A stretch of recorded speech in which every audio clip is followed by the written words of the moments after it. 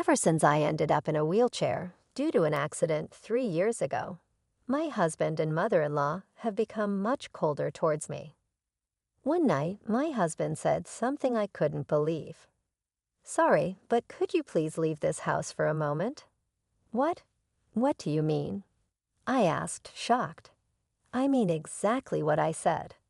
"My mother and I talked it over and decided," he replied.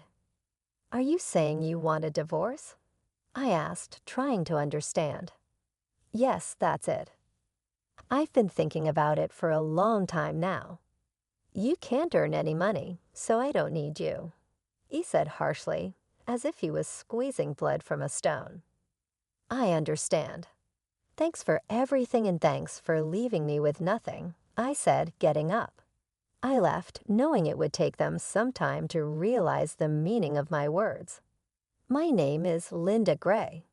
After graduating from university, I have been working at my current company for 7 years. "Well then, I'll be heading out." "Thanks for your hard work," a colleague replied as I closed my laptop and got up from my seat. I looked at the clock by the window and saw it was already 4 hours past my regular working time. An afternoon meeting had run late, and I had been preparing for a conference and responding to emails, which took longer than I expected. I left the office, got in the elevator, and went down to the first floor. As I walked through the automatic glass doors of the entrance, I saw that the sun had already set. I checked the train schedule on my phone as I left the company gate and headed to the nearest station. On my way, I saw 2 of my husband's colleagues walking in the same direction. I wondered if Jack, my husband, was already home.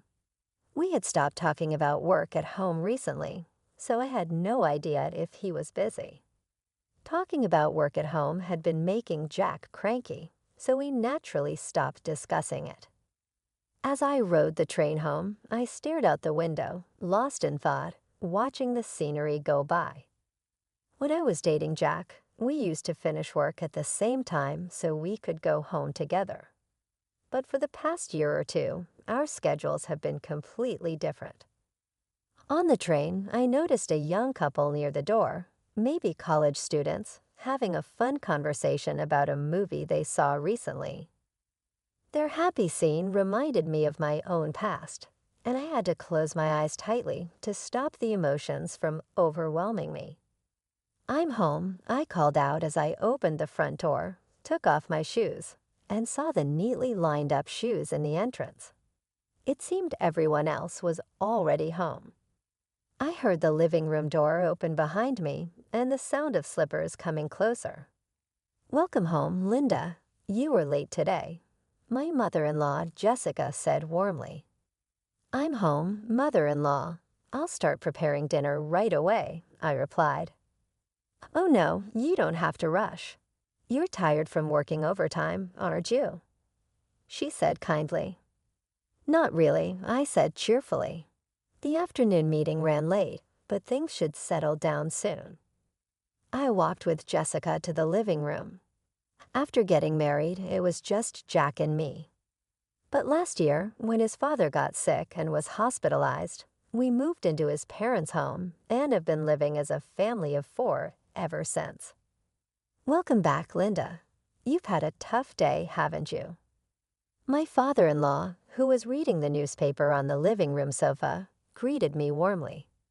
"I'm back," I replied with a smile. Last year, he had a sudden brain hemorrhage and needed emergency surgery. While his condition was serious for a while, he has fully recovered after rehabilitation. He's calm and friendly, and I liked talking to him. Since the first day we met, he used to be the head of the finance department before he retired, and he often gives me useful advice on managing the household budget. When I visited, we finished preparing dinner and gathered around the table as a family. Jessica mentioned that Kelly, who came over for lunch the other day, had a daughter named Jelite who had grown a lot. "Kids grow up faster when they're not yours," I responded.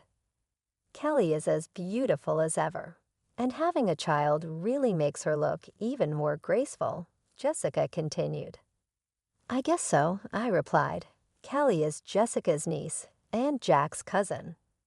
Jessica often seems disappointed that Jack and I don't have children. She's not very happy that I continue to work after our marriage, and often hints that she would like us to have a child whenever we meet. Honestly, I've always found it hard to deal with Jessica, especially since we started living together. She tends to bring up the topic of having children, especially on days when I come home late from work. You could have had a child if you had started earlier, Linda, but I suppose it can't be helped because you're busy with work, she said. I nodded along, feeling uncomfortable. I glanced at Jack, who was quietly eating his meal without looking at me. Jack and I were colleagues at the same company and got married in our 3rd year of dating. We were told that it would be best if I became a housewife if we had a child, but we have both continued working since our marriage and haven't had any children. Both of us have wanted a child and tried everything from herbal medicine to medical tests, but nothing has worked. Despite a sense of loneliness, we decided to keep living as a couple and focus on our work. However, I started to feel a distance growing between Jack and me. We got married out of love and promised to make each other happy, but our relationship has gradually become cold. I think it started when Jack began having trouble at work. He didn't tell me anything, but I heard from a senior colleague in his department that Jack was struggling because he couldn't keep up with his peers. Jack is a gentle person who doesn't handle pressure well and tends to push himself too hard. I knew, without him saying anything, that he was feeling anxious and frustrated about the situation. But whenever I tried to offer him support, he would refuse to talk about his worries, insisting that he was fine and that I shouldn't worry. So he continued to keep his feelings to himself. I couldn't push him to open up, and I felt helpless that I couldn't be there for him. Even so, on our days off, we would make an effort to travel together or spend a relaxing day at home, enjoying our time together as a couple. When I felt drained from our unsuccessful attempts to have a baby, Jack was always there quietly supporting me. That's why, even if I couldn't solve Jack's problems directly, I wanted to be by his side providing comfort and peace. The turning point came when I got a promotion at work. I was recognized for my achievements on the projects I worked on and was one of the fastest among my peers to get promoted. That's amazing. Congratulations, Linda, Jack had said. I can't forget the look on his face when he congratulated me. I was so touched that I could only manage a simple thank you. As my work got busier, the distance between Jack and me seemed to grow. We spent less time together, our conversations became fewer, and when my income surpassed Jack's, we hardly even made eye contact anymore. I would watch Jack as he finished his meal in silence, and then left the table without a word. I can't help but wonder if I hadn't been afraid of being pushed away and had tried harder to support him, would we have a different relationship now? When I opened my eyes, the first thing I saw was the bright white light of a fluorescent bulb. After blinking a few times, I looked around and realized I was lying in a hospital bed. I looked down and saw an IV in my arm, and both of my legs were wrapped in layers of bandages and casts. The moment I tried to move, an intense pain shot through my body. Tears welled up in my eyes from the sheer pain. My body felt as heavy as lead, and it seemed impossible to move. What on earth had happened? I tried to recall my memories leading up to that moment. I remembered going to work as usual, finishing a meeting and report, and leaving work on time for the first time in a while. After leaving the office, I was heading towards the station, which was busier than usual because of rush hour. Then I heard the screeching sound of sudden brakes from behind me. I turned around and felt a violent shock. I realized I'd been hit by a car. Fear and pain spread through my body. I worried about the condition of my body. Now I heard footsteps approaching, and suddenly the curtain around my bed opened. "Oh, Mrs. Gray, you're awake." But you shouldn't try to get up yet, said a young female nurse in a rushed tone. I understand you're confused, but your doctor will explain everything shortly. Please stay calm for now. Ah, okay, I replied, and the nurse left in a hurry. A few minutes later, the doctor arrived and explained what happened. Apparently, a truck driven by a sleepy driver crashed onto the sidewalk, and I was hit from behind. I had been rushed to the hospital immediately after the accident, and it had been about half a day since the surgery. Excuse me, but have you contacted my family? I asked. Yes, we have informed your husband and his parents about the accident, and that the surgery went well. However, they seem to be out somewhere and can't come right away, the doctor said. I see. Thank you, I replied. Jack was away on a business trip, and his parents had been on an overseas vacation since last week. From the doctor's tone, I could imagine their reaction to the news. Even though they were out, it didn't sound like they responded as you would expect when being told a loved one has been in an accident. I laughed bitterly, thinking about Jack's reaction. It didn't seem like he would be worried about me. The doctor continued to explain that while there were no life-threatening injuries, the damage to both of my legs was severe. They said the chances of walking again were not good.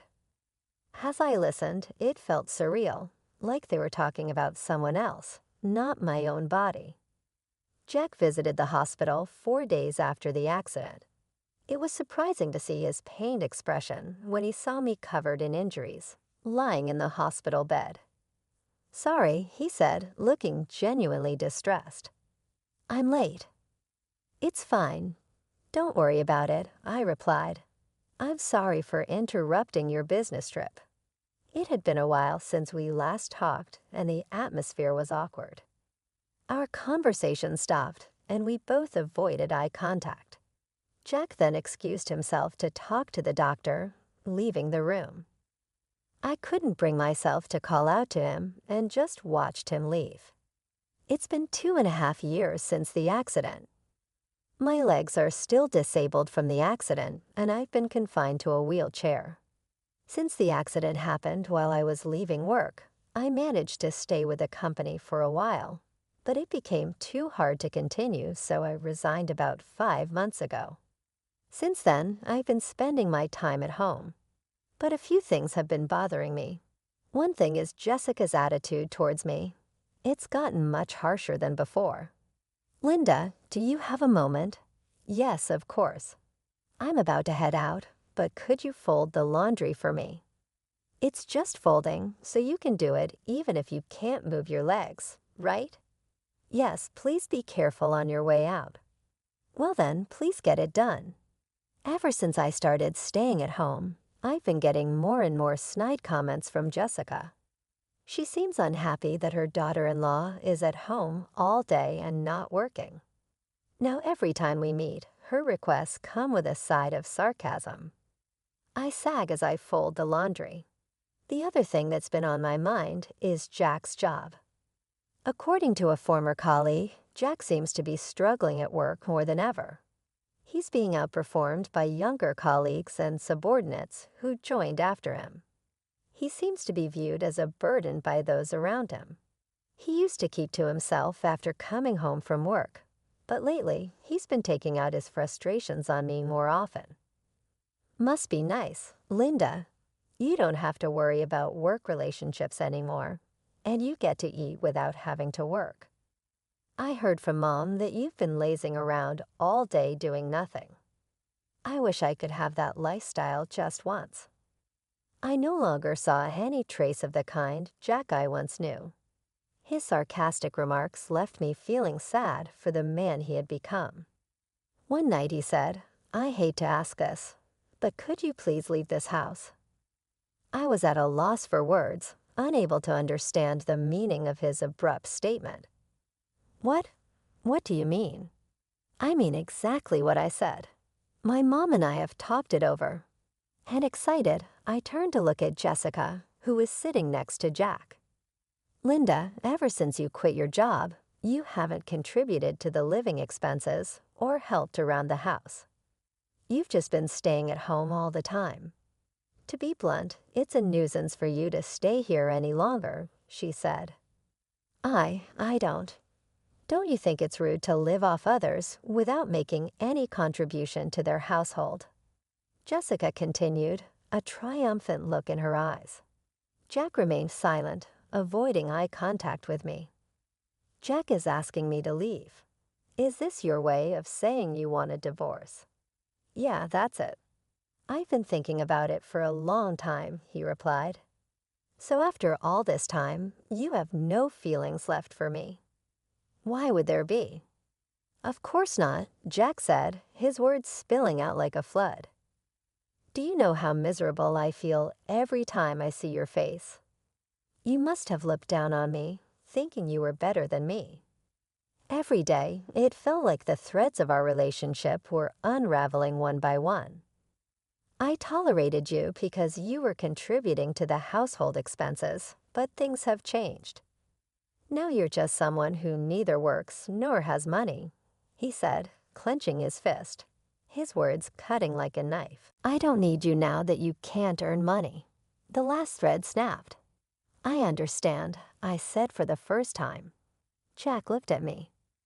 But I have a condition. All the divorce procedures will be handled through a lawyer. If you agree to that, I will pack my things and leave within the week. Sure, that's fine, right, Jack? Jessica said. Jack nodded silently.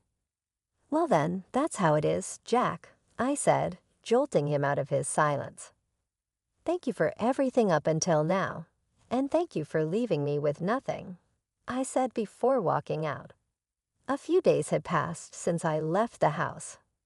When I checked my phone, I saw a call from Jack. I stared at the screen for a few seconds before picking up. Yes, Linda, I'm sorry. Could you please come back? He said. What's this all about all of a sudden?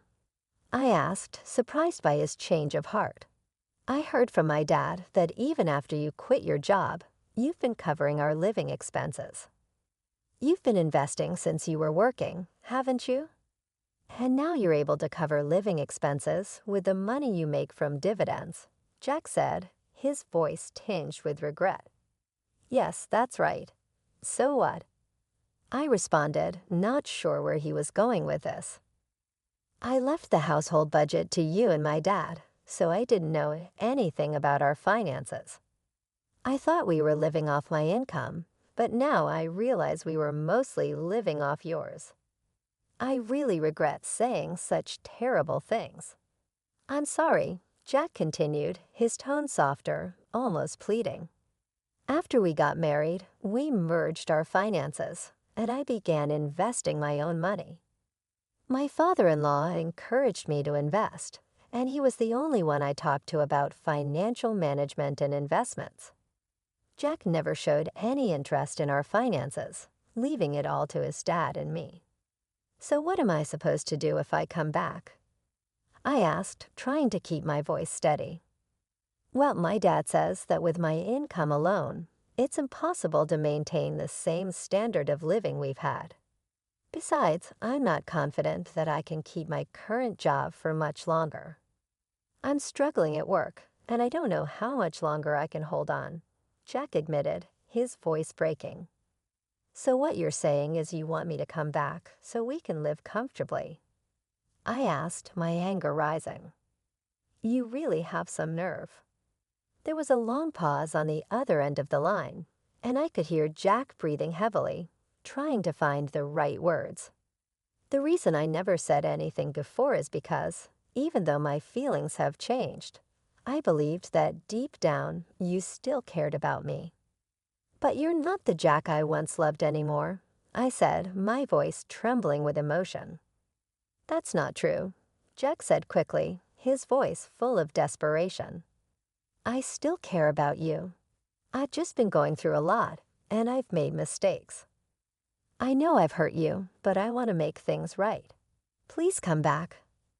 I sighed, feeling the weight of the years and the pain we had both endured. Jack, it's not that simple.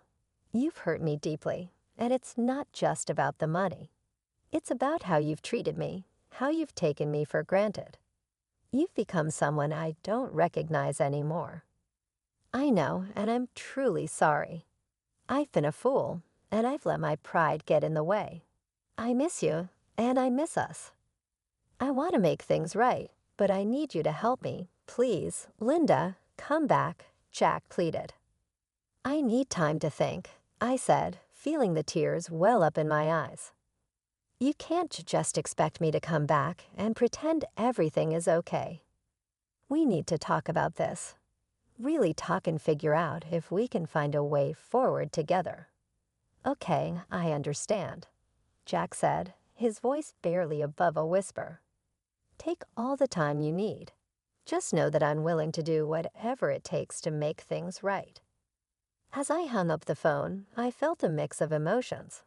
Part of me wanted to believe Jack, to believe that he could change, and that we could find a way to rebuild our life together. But another part of me was deeply hurt and uncertain if I could ever trust him again. I knew that whatever decision I made, it wouldn't be easy, and it would take a lot of time and effort to heal the wounds that had been inflicted over the years. I still love you, Linda, Jack said, his voice full of desperation. There's no need for you to say anything more, I replied firmly. All my feelings for you have vanished. The last time we talked, I made it clear that whatever happens to you and your family from now on, I just don't care. Thank you for leaving me with no trust, no memories, nothing at all, I continued, my voice cold and unyielding. Wait, Linda, please forgive me, Jack pleaded, his voice breaking. I'll handle all the divorce arrangements through my lawyer. Don't ever contact me again, I said, my tone final. I hung up the phone and immediately blocked his number, cutting off any further communication. After that, the divorce process moved quickly, and I made a clean break from Jack. The only person I still kept in touch with was my father-in-law. One day, my phone rang. It was my father-in-law. So have you had any trouble living alone since you split up with Jack? He asked kindly. No, not particularly, I replied, feeling a bit relieved to talk to someone who genuinely cared about my well-being. That's good to hear. I'm sorry for the trouble we caused you, Linda, he continued. When I heard what happened from Jack and my wife, I was so angry that I couldn't help but shout. I shouldn't have ignored the terrible way my wife and son treated you for so long. I'm truly sorry that I didn't do more to help, he said, his voice filled with regret. It's okay, sir. Please don't worry about it, I replied, trying to ease his guilt. Actually, I caused some trouble too. After I left, things didn't go well at the house. Even without my income, Jack and Jessica kept living extravagantly without cutting back on their lifestyle. They ended up pawning their belongings and even went into debt, I continued. My father-in-law, frustrated with their irresponsible behavior, recently divorced his wife. I see this as a good chance to rethink my life, I continued. I can live just fine with my current lifestyle, and I want to take on new challenges. I feel optimistic about the future, even though things have been tough. That's the spirit, my father-in-law said, a hint of pride in his voice. You've always been strong, Linda. I have no doubt that you'll come out of this even stronger. After hanging up, I reflected on how much my life had changed. I had always been the one to keep our household running smoothly, managing our finances, and making sure everything was in order after we got married and combined our finances. I began investing my own money with the encouragement and guidance of my father-in-law. Jack had never taken an interest in our finances, leaving everything to his father and me. Since the divorce, I've had to make some adjustments, but overall, I've managed well. I've learned to live within my means, cutting back on unnecessary expenses and focusing on what truly matters. I've also started taking on new challenges, exploring new hobbies, and reconnecting with old friends. It hasn't been easy, but I found a sense of independence and self-reliance that I hadn't realized I was missing. Reflecting on my relationship with Jack, I couldn't help but feel a mix of sadness and relief. We had once been so in love, but over time, our relationship had deteriorated. The pressure from his job, the expectations from his family, and our struggles to have a child had all taken their toll. Jack had changed, becoming someone I no longer recognized. His coldness and lack of support had driven a wedge between us, and no matter how much I tried to reach out to him, he had pushed me away. When I finally made the decision to leave, it was the hardest thing I had ever done. But now looking back, I realized it was also the best decision for both of us. Jack needed to face his own issues, and I needed to find my own path. The divorce proceedings were straightforward, thanks to the help of my lawyer and the support of my father-in-law. He had always been kind to me, treating me with respect and offering his wisdom and advice on financial matters. Even after the divorce, he remained a source of support, checking in on me regularly and offering his assistance whenever I needed it. I learned that after I left, the household fell into chaos without my financial support and management.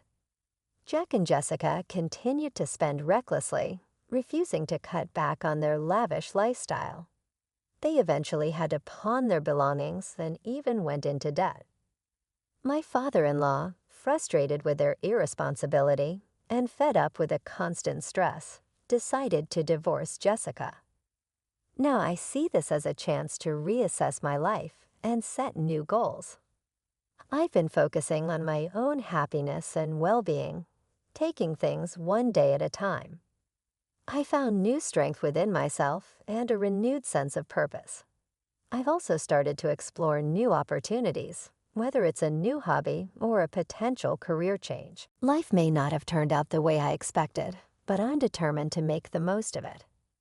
As I laughed cheerfully with my father-in-law over the phone, I felt a sense of relief and hope. The future is uncertain, but I'm ready to face it with a positive attitude and an open heart.